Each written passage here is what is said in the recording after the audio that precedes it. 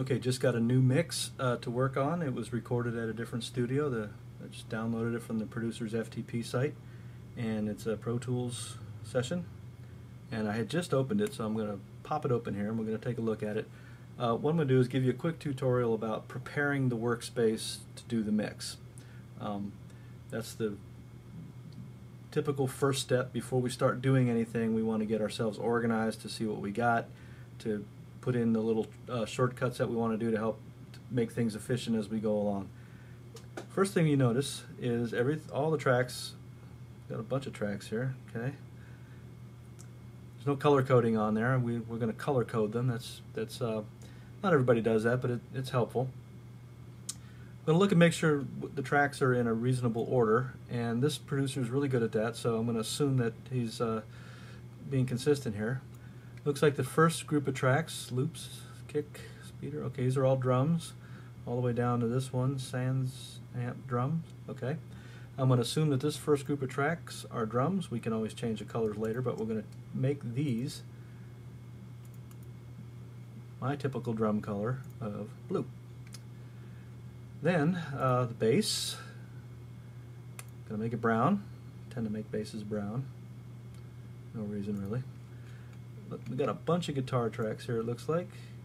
Guitar, guitar, rhythm, rhythm, rhythm, guitar, audio, it's probably guitar. Feedback, feedback, okay. These are all guitars. Next one's keyboard. So these bunch are guitars. Gotta make them green. G for guitar, G for green. Rhodes, piano, and I believe Waldorf is a synthesizer. So let's make the 3 keyboard tracks that we found here. I'm gonna make them a shade of purple here. There's no color starts with K, so we'll use purple. Vocals, always make vocals yellow. It's just something to do, I suppose. I guess audio 2, that looks like a vocal track. We'll probably go in and rename that once we figure out what it is. I'll make those yellow. Alrighty.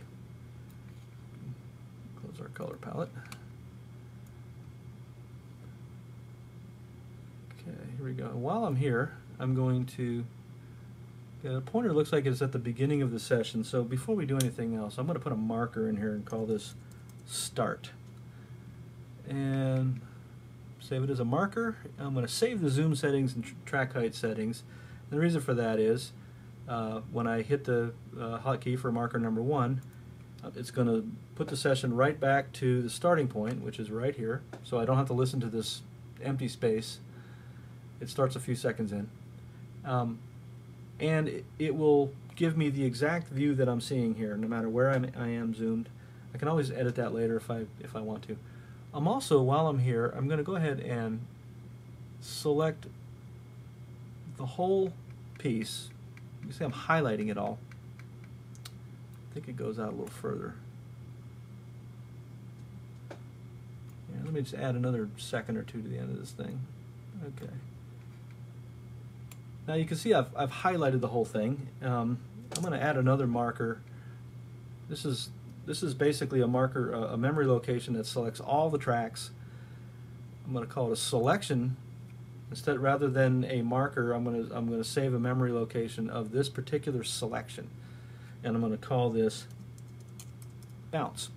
And I'm going to make it marker number 10 because I'm going to put a bunch of marks in between 1 and 10. I'm going to put markers where the choruses are and the solos and other points of interest so I can jump around to them while I'm doing the mix.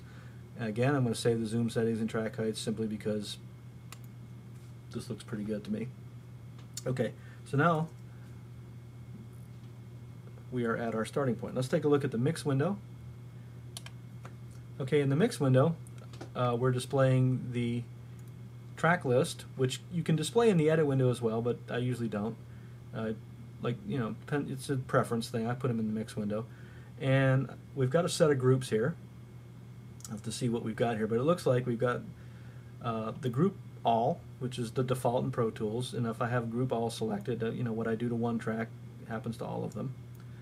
Kind of handy, but you don't use it too much. Looks like we got a drum kit group here, which, okay, that's just the drum kit. It's ignoring the loops and samples. Here's another one called All Drums. Okay, that looks like everything percussion. Okay, that's cool. What I'm going to do is I'm going to make sure all of the faders, they are set to 0. I don't have any inserts on here. You can see I've got 5 inserts displayed, 5 sends displayed. There's a possible of 10 each in Pro Tools 8, but he's left no inserts, no clues behind as to what he wants to do. So this is a very virgin session. There's no aux tracks in here, nothing like that. I do have a few notes down here. These might be some clues as to what he likes and what he wants to do. That's helpful sometimes, to be able to read the mind of the producer and get a few clues along the way. Doesn't hurt. So I'm going to take a quick listen to what we got. Before I do that, though, I'm going to turn the master down a bit just in case it's a loud mix. By the way, my monitors are turned down to basically less than conversation volume. I mix at conversation volume. This mix could, depending on the quality of the tracks and what I got to do, could take 6 or 8 hours. And if you mix loudly, 2 things happen. Your ears fatigue, and you start to make mix decisions that you wouldn't otherwise make. The other thing is if you mix quietly and you can make it thunder and sparkle, it will rock when you turn it up. The same is not true the other way around. If you mix too loudly, it doesn't sound the same when you turn it down. In fact, it usually sounds pretty bad. So mix at the quietest volume possible. Check it loud every now and then, just see how it's going, but use a very low volume to mix with, and make it sound good at low volume, and it'll kick ass when you turn it up.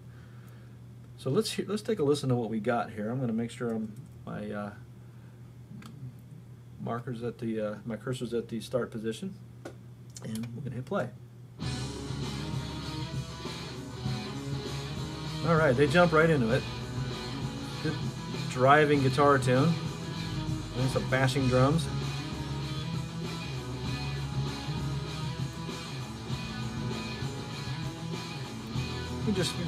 This guy over here, Waldorf, let me make sure what this is here.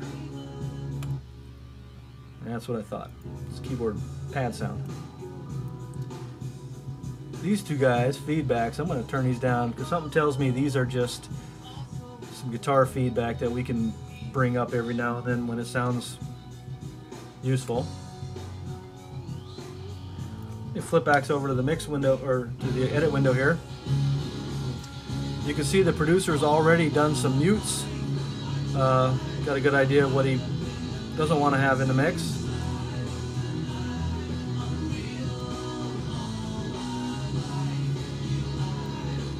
It's already got a bunch of fades and stuff in here, so it gives us some good clues as to what we want to do in different places, but largely I've got to figure out what everything is, especially all these guitar tracks. There's a ton of stuff in here, and not all of it should be going full tilt all the time.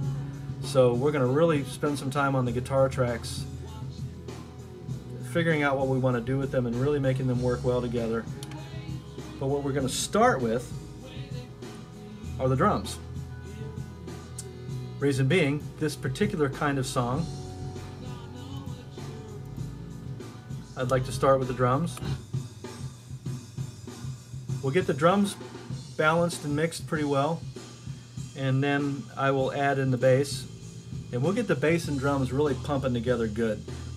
And then we'll build the rest of the mix around that. After this, I'll start working on vocals and then guitar. But really want to get the drums and bass just cooking real good first, and that'll give us a great starting point to build the rest of the mix.